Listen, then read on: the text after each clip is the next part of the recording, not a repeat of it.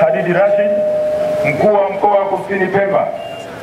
Naomba nimkabidhi mwenge wa uhuru Mheshimiwa Salama Mbaruku Hatibu, mkuu wa mkoa wa Kaskazini Pemba.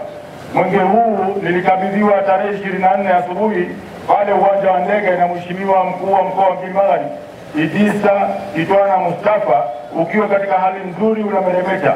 Na leo hii nimeukimbiza mkoa wa Kusini Pemba katika wilaya zangu mbili ukiwa katika hali ya amani na utulivu. Mheshimiwa mkuu wa mkoa, na kukabidhi mwenge huu ambao uko vizuri, unameremeta, unang'ara, kwa kweli uko katika hali nzuri, na wewe ukimbize katika mkoa wako katika miradi uliojipangia ili uende salama na utulivu. Kwa kweli ujumbe mkuu wa mwenge wa uhuru ni swala zima la uchaguzi wa 2025, uchaguzi ambao unatakiwa uende kwa amani na utulivu.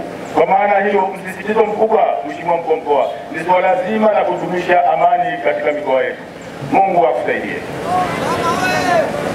Mimi Salama Mbaruku Hatibu, mkuu wa mkoa wa Kaskazini Pemba, Mheshimiwa Hadidi Rashid, mkuu wa mkoa Kusini Pemba, kwa ridhaa ya nafsi yangu nakiri leo tarehe 26 mwezi wa 6 2025 kupokea mwenge wa uhuru mwaka 2025 ukiwa unawaka, unang'ara na unameremeta.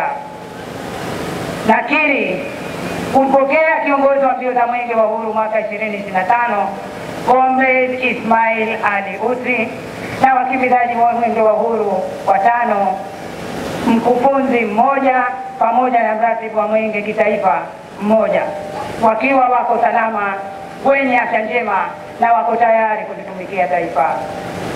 Mwenge wa uhuru ndani ya mkoa wa Kaskazini Pemba utakimbizwa katika wilaya mbili, wilaya ya Wete na wilaya ya Micheweni, kwenye umbali wa kilomita 129, shehia 39, miradi 12, program 10 zenye thamani ya Tanzania shilingi bilioni 23,507,462,014.